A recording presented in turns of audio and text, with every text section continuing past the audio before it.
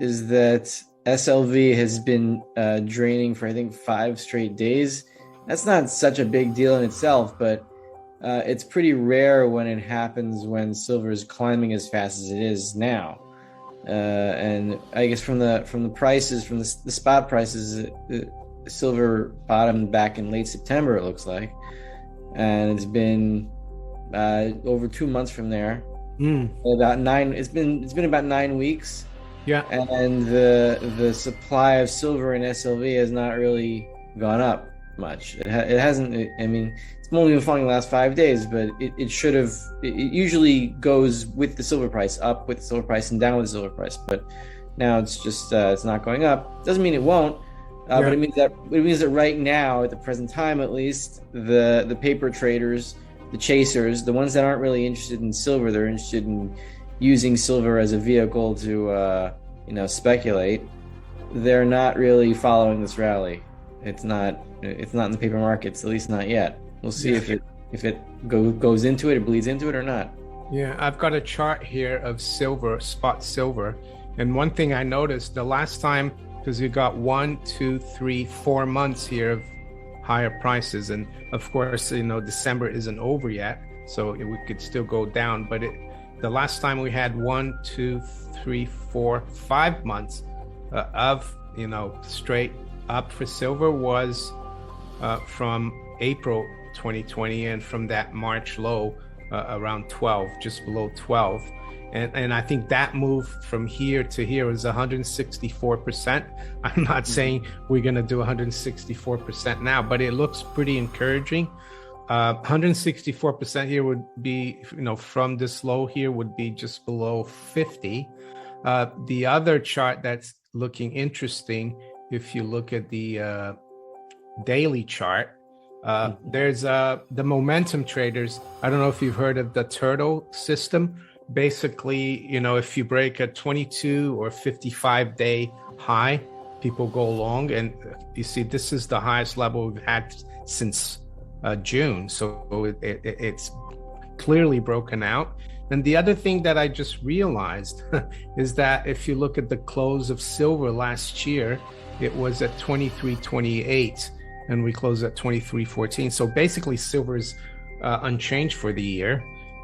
People go, and you see the S&P is down 5, the Dow's down 5, S&P is down about 16%, and NASDAQ is down about 26. So, and gold, I think, is down 1%. So gold and silver now are doing really well in terms of, what they should do, that they're real money. Well, they generally, they look forward. I mean, they look forward at the monetary situation. Yeah. So if they're going up, that means that there's a higher chance there's going to be printing sooner. But you also see it in the bond markets. Yeah.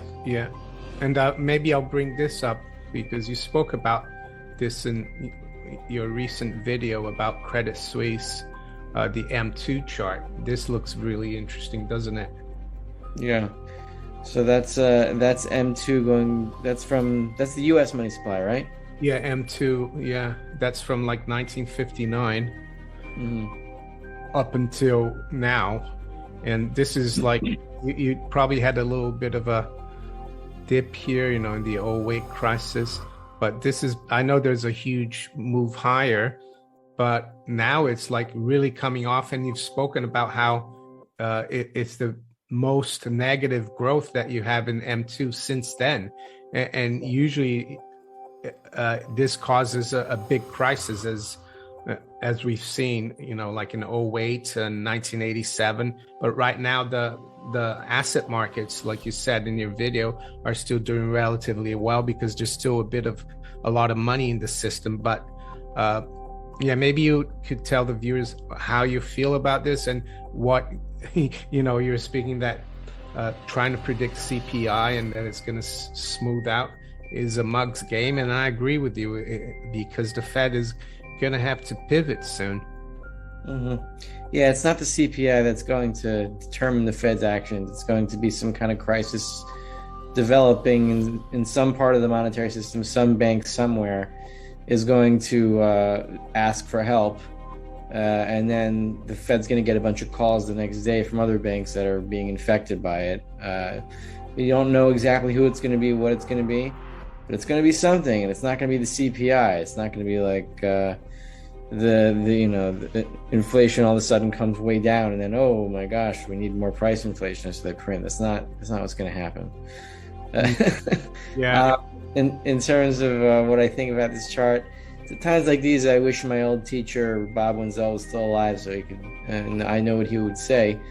But really, it's hard to, it's impossible to really know, because the movement of the chart, since we're getting into the real parabolic phases of this.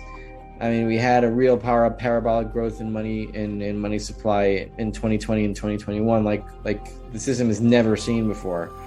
And just looking, if you zoom out, you really see it. It's like it's vertical. So that followed by to be followed by the biggest drop in money supply growth annually ever, and you see that in that little curve downward afterwards that we're undergoing now. So a huge spike followed by a huge drop. What's going to happen? Eventually, there's going to be a collapse. The question is, how long is that lag? How much money is left in the system from the 2020 printing, and how much longer can it support the current capital structure? We don't know the answer, but it's not going to be that long.